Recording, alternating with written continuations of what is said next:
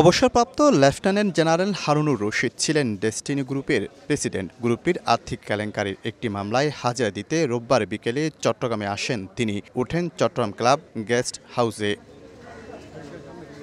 মামলার হাজিরা দিতে সোমবার কোর্টে আসেন ডেস্টিনি গ্রুপের ব্যবস্থাপনা পরিচালক রফিকুল আমিনও। তিনি জানান, সময় হয়ে যাওয়ার পরও আসছিলেন না জেনারেল হারুন, ফোনেও পাওয়া যাচ্ছিল না। পরে গেস্ট হাউসে জানানো হয়, কোর্টে মামলার হাজিরা ছিল, সেটাতে হাজিরা দিয়ে আমরা চলে যাবো আজকে। উনি কালকে সকালে ফ্লাইট করছে, বুকিং করছে, আমরা আজকে চলে যাচ্ছি।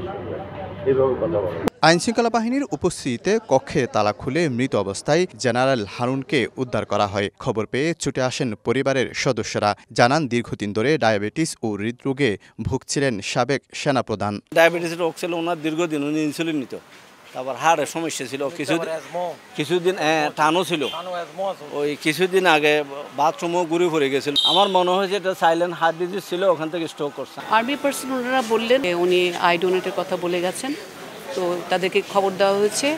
ওটা হওয়ার পরে ওনারা ফাইনালি বডি হ্যান্ডওভার করবে, গ্রামের বাড়িতে দাফন হবে। 2000 সালের ডিসেম্বর থেকে 2002 সালের জুন পর্যন্ত সেনাপ্রধান ছিলেন হারুনুর রশিদ। তার জন্ম 1948 সালে চট্টগ্রামের হাটহাজারীতে। মুক্তিযুদ্ধে অবদানের জন্য বীর প্রতীক খেতাব পান তিনি। শফিকুল আলম, সময় সংবাদ, চট্টগ্রাম।